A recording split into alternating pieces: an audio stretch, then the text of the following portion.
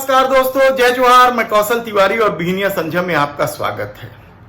छत्तीसगढ़ के उप मुख्यमंत्री टीएस सिंहदेव उर्फ बाबा को लेकर इन दिनों फिर विवाद शुरू हो गया है। दरअसल बाबा ने देश के प्रधानमंत्री नरेंद्र मोदी की जमकर तारीफ कर दी थी। मेरा सौभाग्य है कि छत्तीसगढ़ की धरती पर श्रद्धेय प्रधानमंत्री जी की अगवानी करने का अवसर मिला। छत्तीसगढ़ में सर आपका बहुत बहुत स्वागत है। आज आप देने आए हैं, बहुत सारी चीजें देते रहे हैं, दे रहे हैं और भविष्य में भी मिलती रहेंगी, ऐसा मेरा विश्वास है। आज rail corridor, 9 critical care block, sickle cell के ग्रसित नागरिकों को उनकी बेहतर पहचान और बेहतर उपचार के लिए जो कार्ड का सिलसिला चालू है, उसमें आज आपने अपनी उपस्थिति से गति दी है। छत्तीसगढ़ में हमने अभी ये पाया है कि लगभग हर 10 में एक व्यक्ति सिकल सेल से ग्रसित हैं।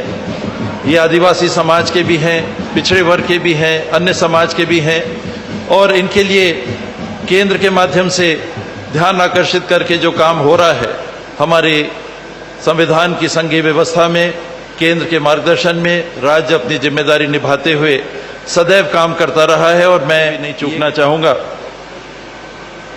कि मेरे अनुभव में मैंने भेदभाव महसूस नहीं किया। मेरे अनुभव में मैंने भेदभाव महसूस नहीं किया।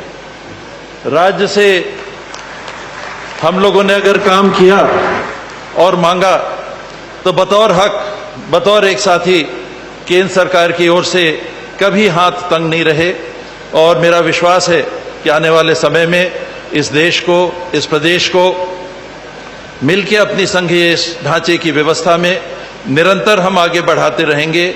चाहे वो स्वास्थ्य का क्षेत्र हो, चाहे शिक्षा का क्षेत्र हो, चाहे औद्योगिकीकरण का क्षेत्र हो, चाहे रोजगार का क्षेत्र हो, सभी क्षेत्रों में ये साझा भागीदारी से हम विकास सतत करते रहेंगे। बहुत बहुत आभार आपकी उपस्थिति के लिए।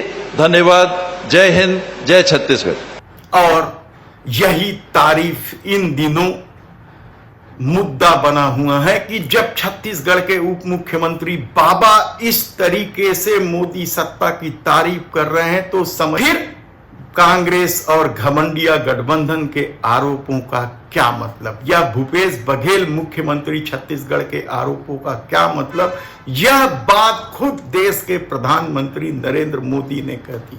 उन्होंने तो यहां तक कह दिया कि मोदी ही इस देश का विकास कर सकते हैं, छत्तीसगढ़ का विकास कर सकते हैं। इसका सबसे बड़ा सबूत छत्तीसगढ़ के उप मुख्यमंत्री टीएस बाबा भी दे चुके हैं।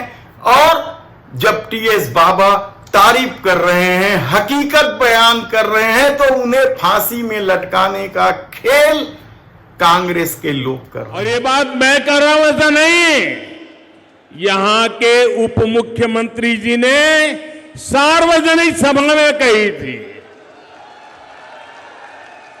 और उप मुख्यमंत्री जी ने सच बोला तो ये पार्टी के नीचे से ऊपर तूफान खड़ा हो गया। उनको फांसी पे लटकाने के खेल खेलने लग गए। सार्वजनिक जीवन में हकीकतों को छिपाया नहीं जा सकता।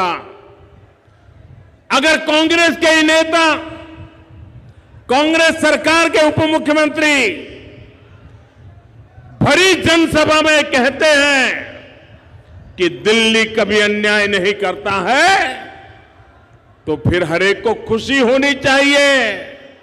लेकिन पूरी कांग्रेस में तूफान मच गया। यानी आप सोचिए कि बाबा ने भले ही कहा हो कि वे औपचारिक रूप से देश के प्रधानमंत्री की तारीफ कर रहे थे, प्रोटोकॉल निभा रहे थे, लेकिन यह कितना बड़ा मुद्दा हो चुका है।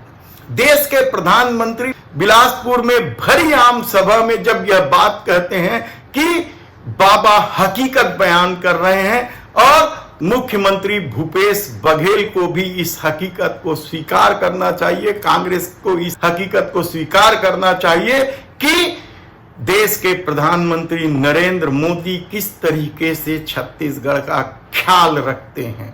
इस बयान के आने के बाद पार्टी के भीतर हड़कंप मचा हुआ है, खासकर बाबा समर्थकों का।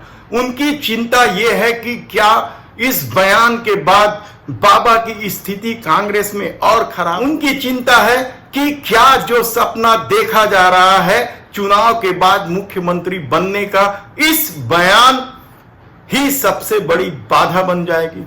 ऐसे कितने ही सवाल बाबा समर्थकों में है और हड़कंप मचा हुआ है। तो दूसरी तरफ कांग्रेस के भीतर भी इस मुद्दे को लेकर हड़कंप मचा हुआ है।